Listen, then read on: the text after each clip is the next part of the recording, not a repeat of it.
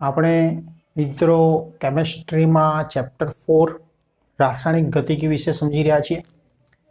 Last લેક્ચરમાં આપણે પ્રથમ ક્રમની પ્રક્રિયા માટે એનું સંકલિત વેગ સમીકરણ અને એના વેગ અચળાંકનું સૂત્ર સમજ્યા હતા, એના ઉદાહરણ સમજ્યા હતા પ્રથમ ક્રમની પ્રક્રિયાના, અને વાયુમય અવસ્થા માટે એના માટે વાયુ જે તેના દબાણના પર્યાયમાં વેગ અચળાંકનું સૂત્ર પ્રથમ ક્રમની પ્રક્રિયા માટે શું થાય એના વિશેની માહિતી મેળવી।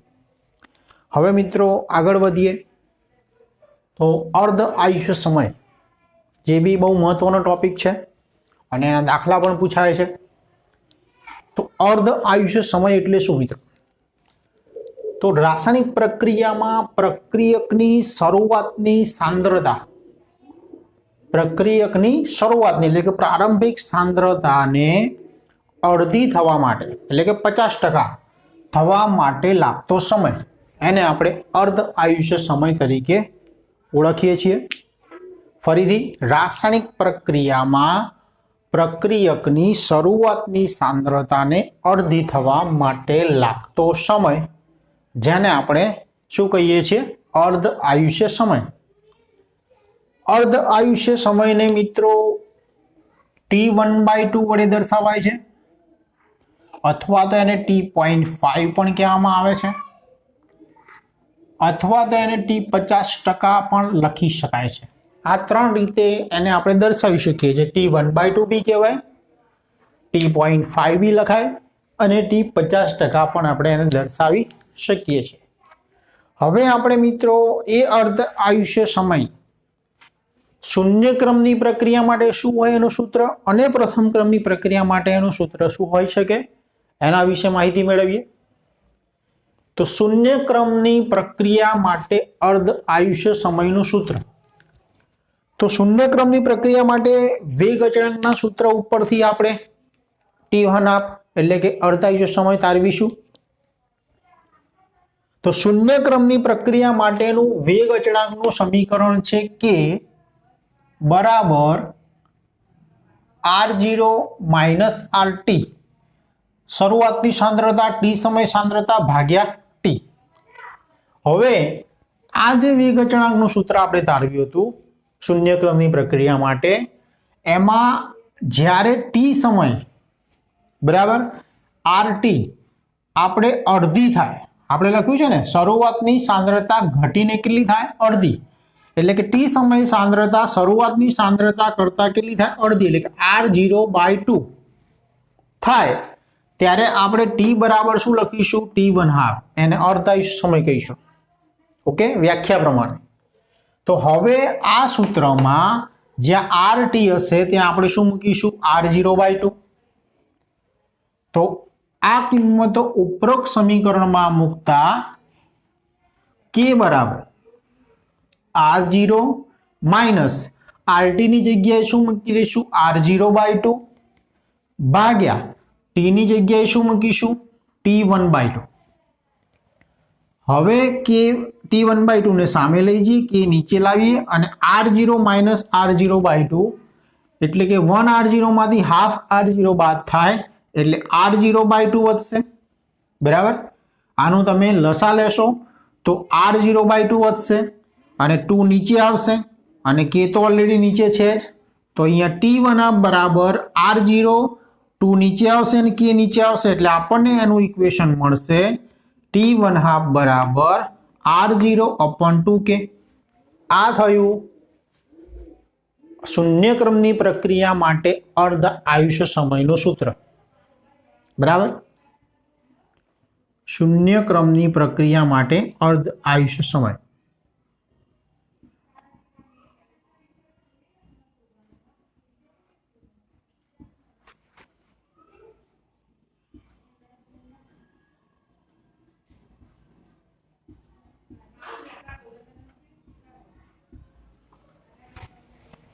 ઓકે, હવે આના ઉપરથી એવું કહી શકાય કે શૂન્ય ક્રમની પ્રક્રિયાનો અર્ધ આયુષ્ય સમય તે પ્રક્રિયકોની શરૂઆતની સાંદ્રતાના સમપ્રમાણ, બરાબર।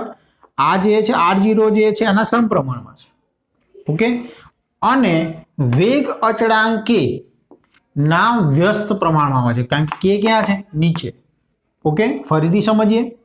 શૂન્ય ક્રમની પ્રક્રિયા માટેનો અર્ધ આયુષ્ય સમય એ પ્રક્રિયકોની શરૂઆતની સાંદ્રતાના સમપ્રમાણમાં અને તેના વેગ અચળાંકના એટલે કે k ના વ્યસ્ત પ્રમાણમાં હોય છે.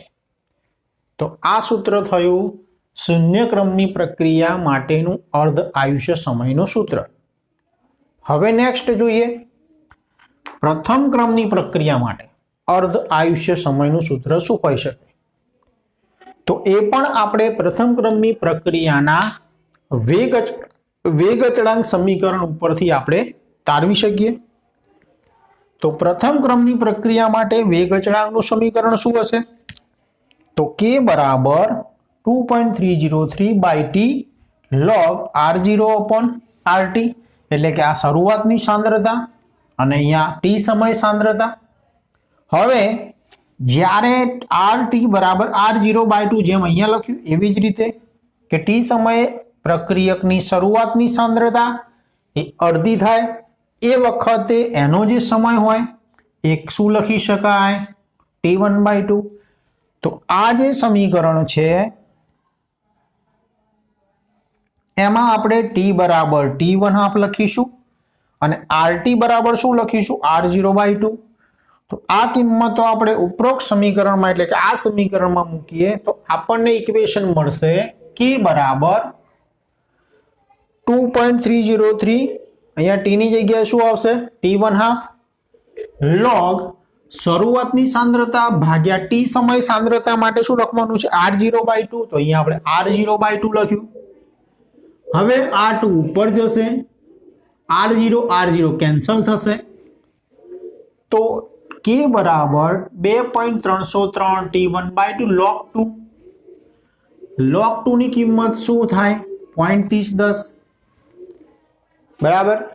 તો k બરાબર 2.303 ઇન્ટુ log 2 ની કિંમત મૂકી દીધી આપણે, નીચે t1/2 છે.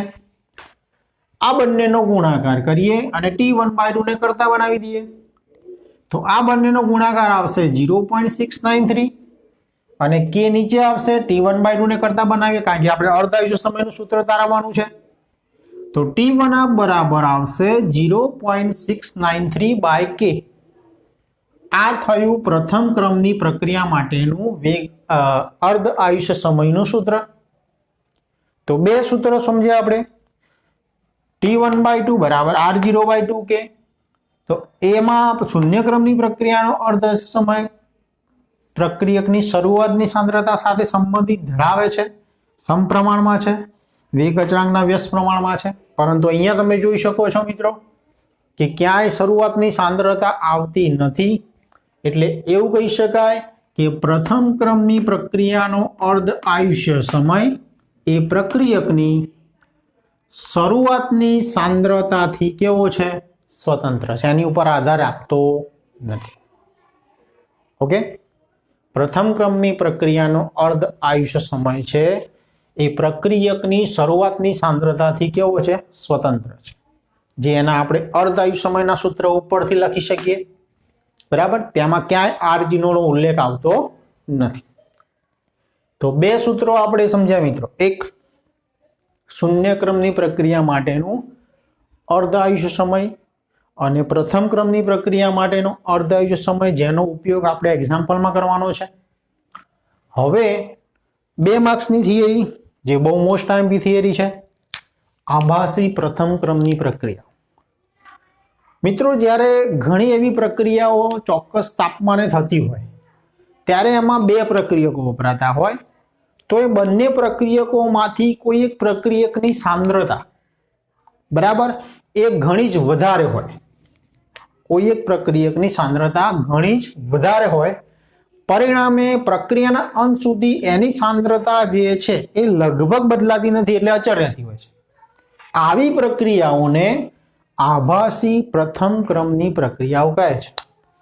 તો ઘણી એવી બધી પ્રક્રિયાઓ છે કે જેમાં પ્રક્રિયકો 2 હોય તો આપણે એની આણ્વિકતા 2 કહી શકીએ.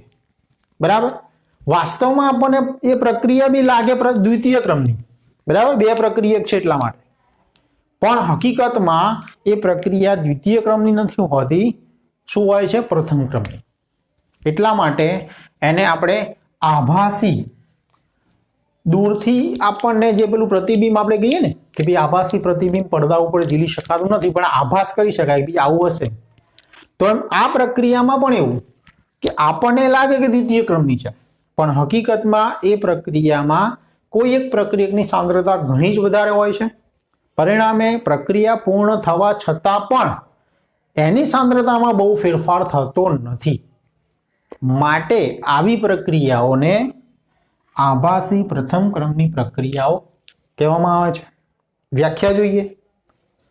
જ્યારે ચોક્કસ તાપમાને થતી રાસાયણિક પ્રક્રિયાના બે પ્રક્રિયકોમાંથી કોઈ એક પ્રક્રિયકની સાંદ્રતા ઘણી જ વધારે હોય, બરાબર, કોઈ એક પ્રક્રિયકની સાંદ્રતા ઘણી જ વધારે હોય અને પ્રક્રિયાના અંત સુધી તે લગભગ બદલાતી નથી, એટલે કે અચળ રહે, તો આવી પ્રક્રિયાઓને આભાસી પ્રથમ ક્રમની પ્રક્રિયા કહે છે. ઓકે, હવે એના ઉદાહરણ આપણે બે સમજીએ. તો પહેલું ઉદાહરણ આપેલું છે એસ્ટરનું જળ વિભાજન. એસ્ટરનું જળ વિભાજન તમને ખબર છે કે એસિડ એસ્ટરનું જળ વિભાજન કરવામાં આવે એસિડની હાજરીમાં તો શું બને? એસિડ અને આલ્કોહોલ. શું બને? એસિડ અને આલ્કોહોલ. તો અહીંયા ઇથાઇલ એસિટેટનું આપણને એસિડની હાજરીમાં જળ વિભાજન જે આપેલું છે એ ઉદાહરણ સમજીએ. તો ઇથાઇલ એસિટેટની પાણી સાથેની પ્રક્રિયાનો વેગ એ બંને પ્રક્રિયકોની પ્રારંભિક સાંદ્રતા પર આધાર રાખે, એટલે કે ઇથાઇલ એસિટેટ અને પાણી બંને ઉપર આધાર રાખે છે. આમ તે વાસ્તવમાં કેવા ક્રમની પ્રક્રિયા દેખાય આપણને? દ્વિતીય ક્રમની. મેં શું કીધું કે આપણને લાગે કે એ પ્રક્રિયા દ્વિતીય ક્રમની છે, બરાબર, તો વાસ્તવમાં આ પ્રક્રિયા દ્વિતીય ક્રમની હોય છે. એસ્ટર પ્લસ પાણી H પ્લસ, તો એસિડ પ્લસ આલ્કોહોલ મળે આપણને. પણ હકીકતમાં હવે શું થાય છે સમજીએ. પરંતુ જળ વિભાજન પ્રક્રિયા દરમિયાન પાણીનો જથ્થો ઘણો વધારે હોય છે. આ પાણી જે હોય છે એનો જથ્થો બહુ જ વધારે હોય છે, તેથી તેની સાંદ્રતામાં કોઈ ફેરફાર થતો નથી, બરાબર. તેની સાંદ્રતા અચળ રહે છે, લગભગ કોઈ ખાસ ફેરફાર ના થાય, બહુ માઇનોર ફેરફાર.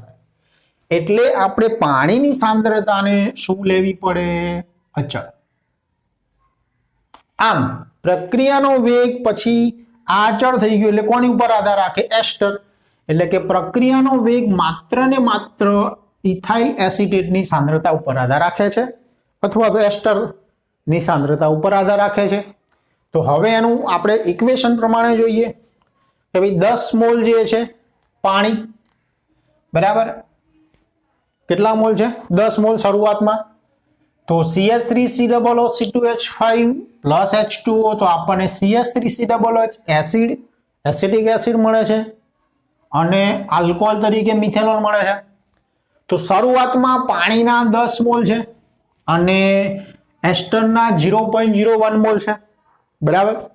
હવે T બરાબર T સમયે સમજો, T બરાબર T સમયે પાણીના જે 10 મોલ છે એમાંથી માત્ર 9.99 મોલ વધે છે અને 0.01 મોલ જ વપરાય છે, સમજો. જ્યારે અહીંયા 0.0 મોલ વધે છે T સમય, એટલે કે એસ્ટર બધું જ વપરાઈ જાય છે. એસ્ટર બધું જ વપરાઈ જાય છે. સામે 0.01 મોલ, 0.01 મોલ એસિડ અને આલ્કોહોલ મળે છે. પરંતુ અહીં પાણીની સાંદ્રતા 10 મોલથી ઘટીને 9.99 મોલ થાય, એટલે કે લગભગ બદલાતી નથી, બહુ મોટો ફેરફાર ના કહેવાય. 10 મોલમાંથી માત્ર ને માત્ર 0.01 નો જ ફેરફાર થાય છે, બરાબર.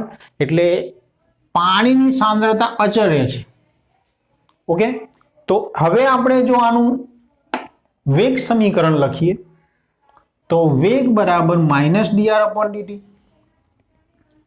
બરાબર કે, ચલો બે પ્રક્રિયક છે CH3COO2H5 ની 1 ઘાત અને H2O ની 1 ઘાત, તો વાસ્તવમાં આ પ્રક્રિયા કેવી હોય? દ્વિતીય ક્રમની હોય. પણ હવે થાય છે શું કે પાણીની સાંદ્રતા અહીંયા કેવી થઈ જાય છે? અચળ. એટલે આપણે અહીંયા K of H2O બરાબર નવો અચળાંક દાખલ કરી દેવાનો K0. એટલે અહીંયા આ H2O ની કેટલી ઘાત થઈ જશે? 0. અહીંયા 0 થઈ જાય છે, બરાબર, કારણ કે એની સાંદ્રતા અચળ રહે છે.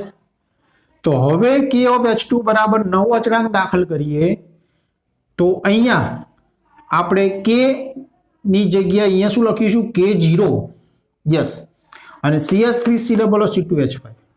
તો હવે આ પ્રક્રિયા કેવી ક્રમની થઈ ગઈ? પ્રથમ ક્રમની. હા, અહીંયા K અને K0 નું જે મૂલ્ય છે એ બંને અલગ અલગ હોય છે, બરાબર. એવું નથી કે બંને અચળાંક છે એટલે સમાન હોઈ શકે, બરાબર. એટલે અહીંયા K અને આજે આપણે K0 ધાર્યો એનું મૂલ્ય અલગ છે.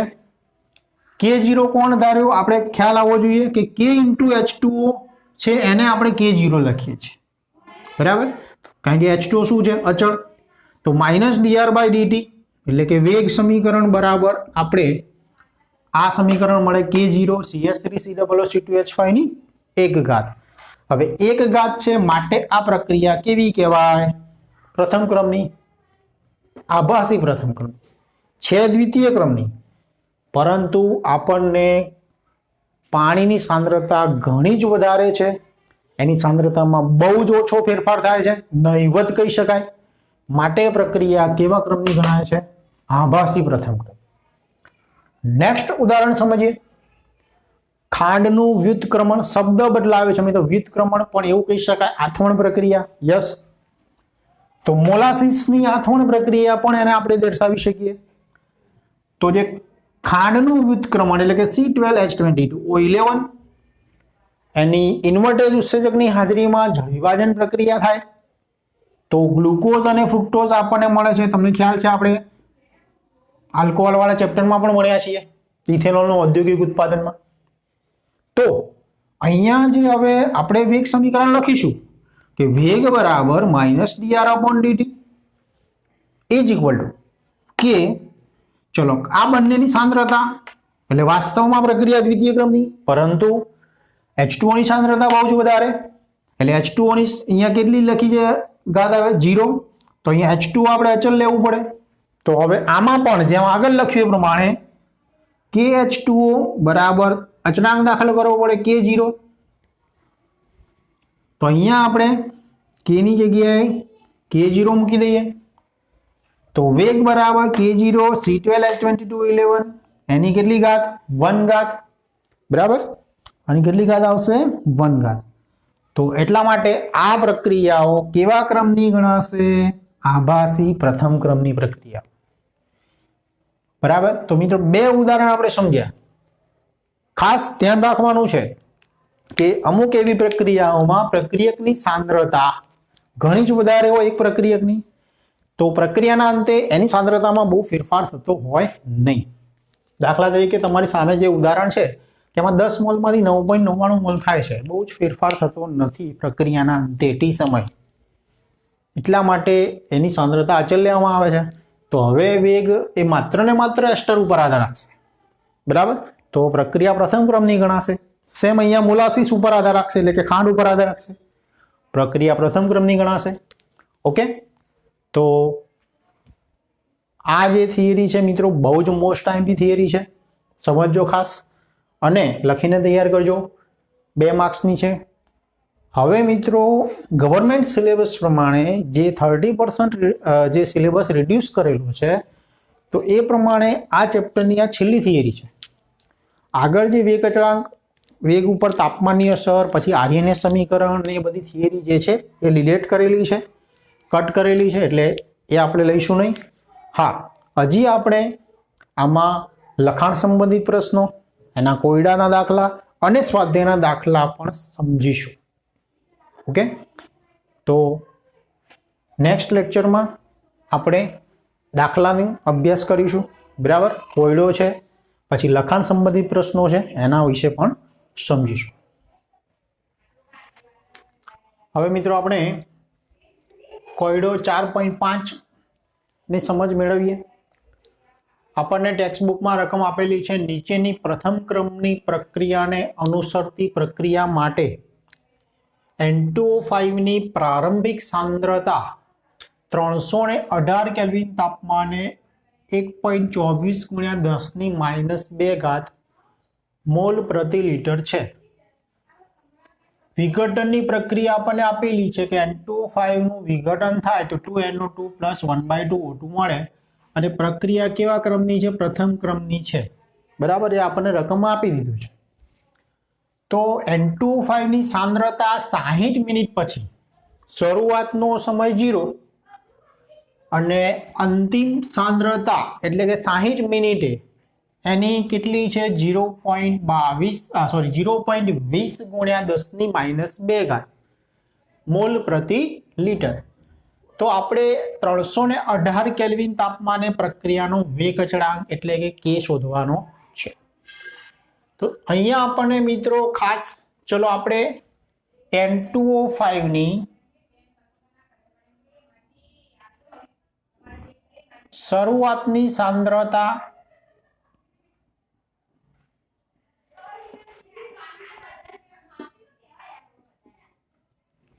બરાબર, જેને આપણે R0 કહીએ,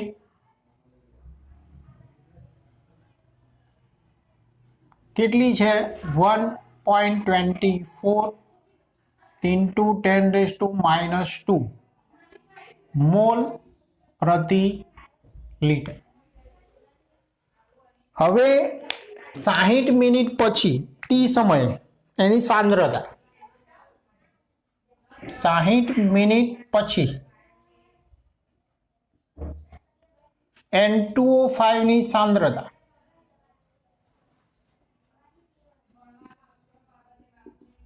એટલે કે T સમય, જેને આપણે RT લખી શકીએ।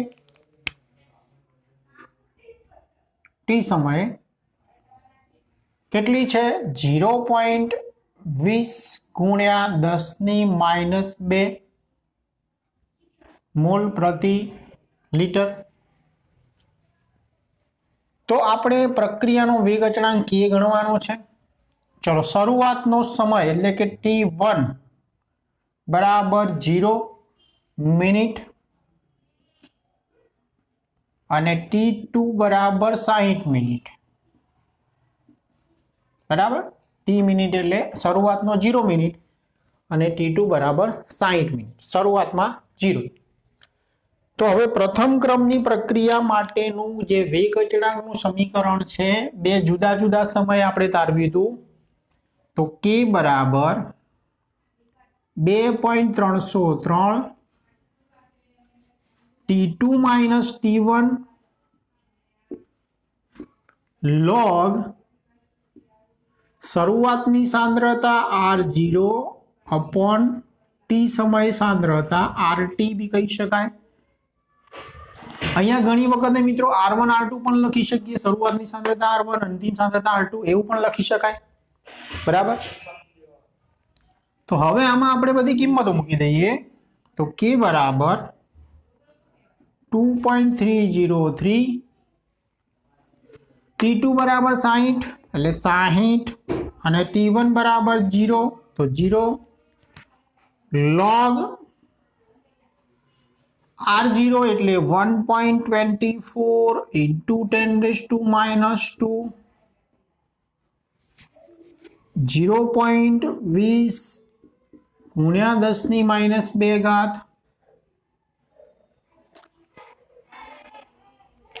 તો અહીંયા મિત્રો 10⁻² કટ કરી દઈએ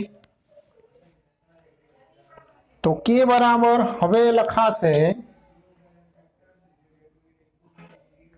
2.303 ડિવાઇડેડ બાય 60 log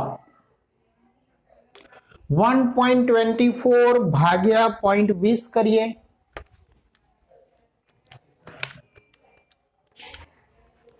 .20 કરીએ તો અહીંયા લખાશે 6.2 ओके तो K बराबर 2.303 ભાગ્યા 60. હવે 6.2 નો આપણે લોગ જોઈશું. 6.2 નો લોગ જે મેં તમને શીખવાડેલો છે એ પ્રમાણે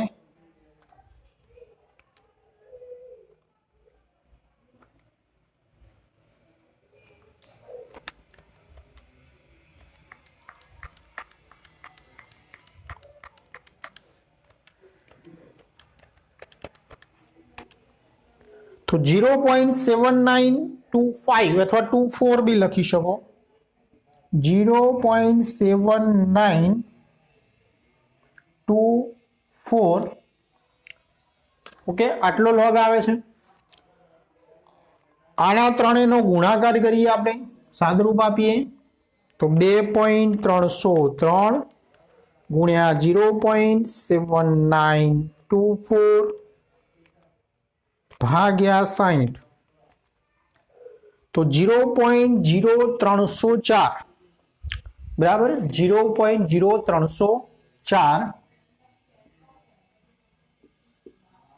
અને જે જવાબ આવશે વેગ અચળાંક એનો જે એકમ હશે બરાબર એ મિત્રો જો અહીંયા મોલ પ્રતિ લિટર હતું મોલ પ્રતિ લિટર એ તો કટ થઈ ગયું.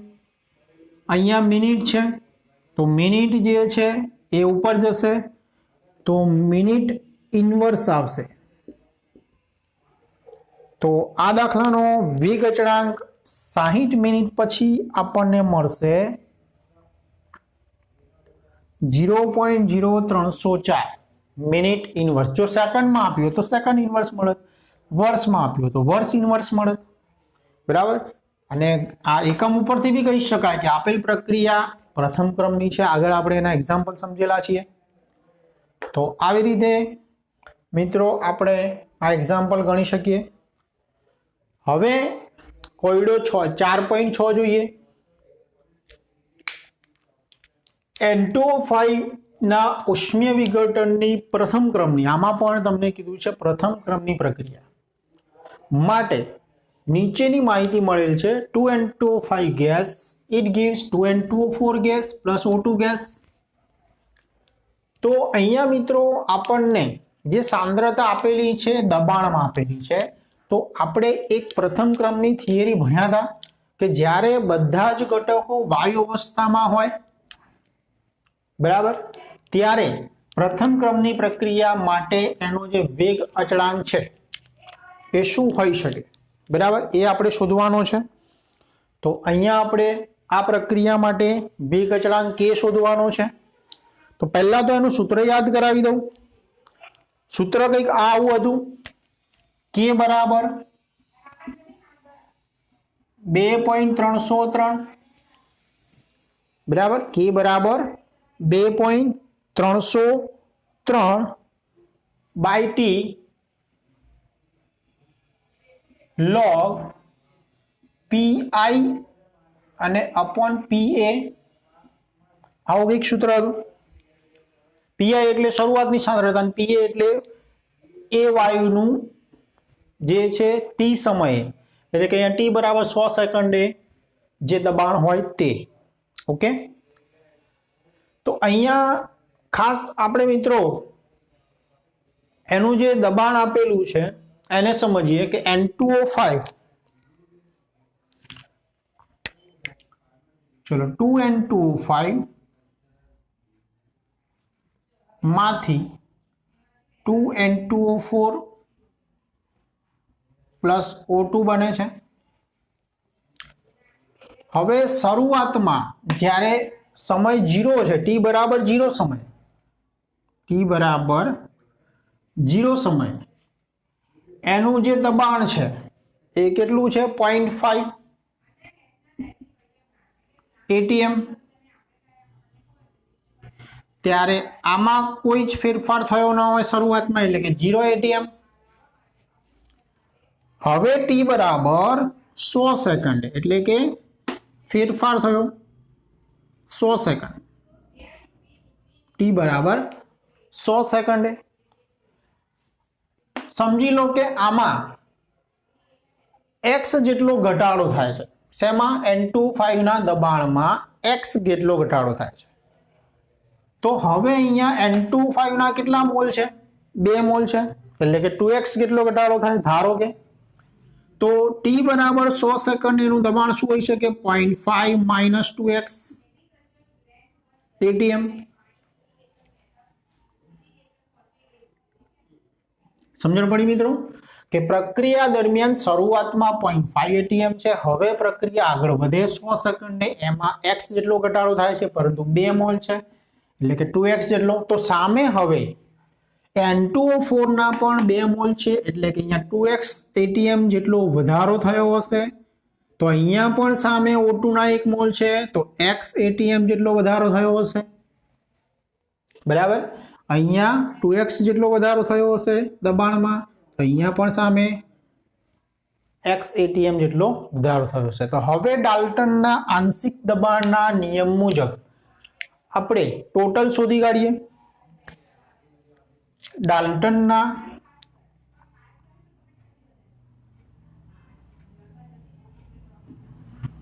આંશિક દબાણ પ્રમાણે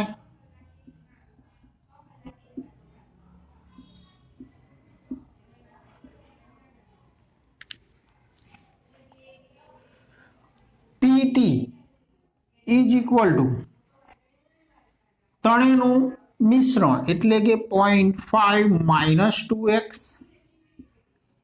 પ્લસ 2x અને પ્લસ x. બરાબર, તો PT is equal to 0.5 minus 2x plus 2x plus x. તો માઇનસ 2x અને પ્લસ 2x કટ કરીએ તો હવે આપણને મળશે PT is equal to 0.5 plus x. પરંતુ મિત્રો તમે જોઈ શકો છો કે અહીંયા શરૂઆતનું દબાણ 0.5 હતું અને અંતિમ 100 સેકન્ડે જે કુલ દબાણ મળ્યું 0.512.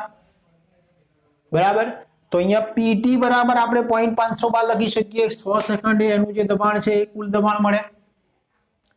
બરાબર, અહીંયા જે લખ્યું છે કે 100 સેકન્ડે કુલ દબાણ આટલું થયું, તો ટોટલ 100 સેકન્ડ પછી એનું દબાણ 0.512 અહીંયા લખીએ.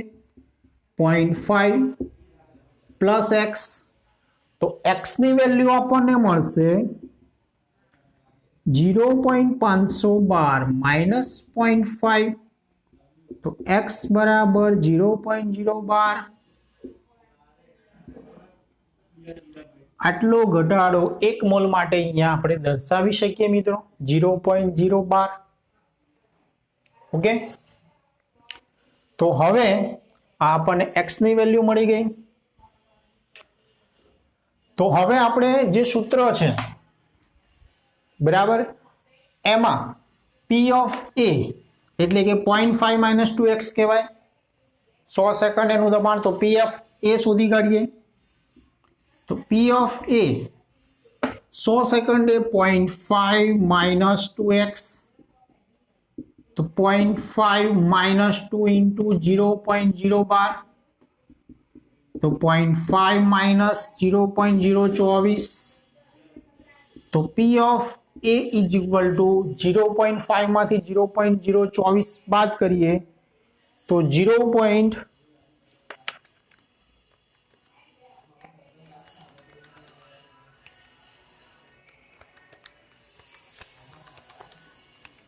476 આવશે.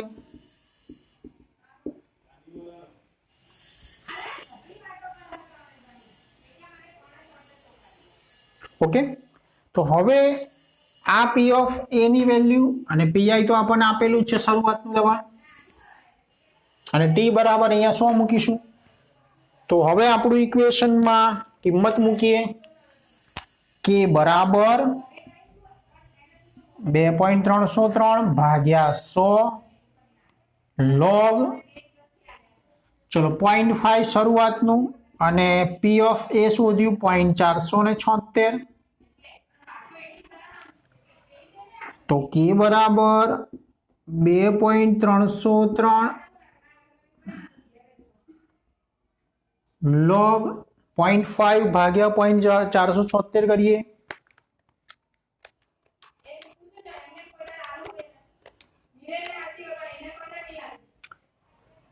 1.050 બરાબર.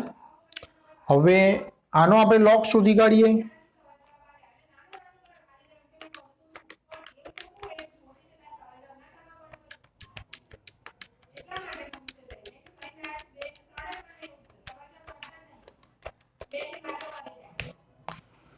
તો આનો મિત્રો આપણને લોગ આવશે 0.021 બરાબર. કે બરાબર 2.303 ભાગ્યા 100 ગુણ્યા 0.2136 બરાબર. એ ટાઈપનો આપણને લોગ મળે છે 0.02136 સોરી.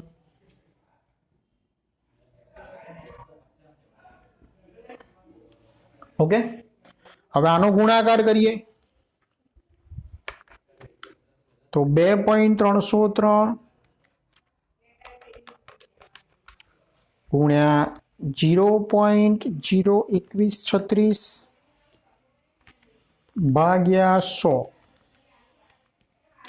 તો આપણને એમાં મળે છે 0.004919 કે બરાબર 0.004919 બરાબર. જેને આપણે શું લખી શકીએ 1 2 3 4 4.91 અથવા 92 બરાબર. પાછળ 9 છે એટલા માટે. તો કે બરાબર 4.92 ઇન્ટુ 10⁻⁻⁴ અને અહીંયા સેકન્ડ છે માટે એકમ શું આવશે સેકન્ડ ઇનવર્સ. તો આપણો જે આન્સર મળશે મિત્રો આટલો આવશે. ઓકે. 4.92 into 10⁻⁻⁴ second inverse. તો આ થયો મિત્રો કોયડો 4.6. બંને દાખલા જે છે એ જાતે ગણીને એને સોલ્વ કરવાનો પ્રયત્ન કરજો બરાબર. નેક્સ્ટ આપણે હજી પણ એના વિશે વધારાના દાખલા સમજીશું. આ વિડીયો મિત્રો ગમ્યો હોય તો લાઈક કરો, શેર કરો, સબસ્ક્રાઈબ કરજો. બાજુમાં આપેલા બેલ આઇકનને દબાવો. Thank you.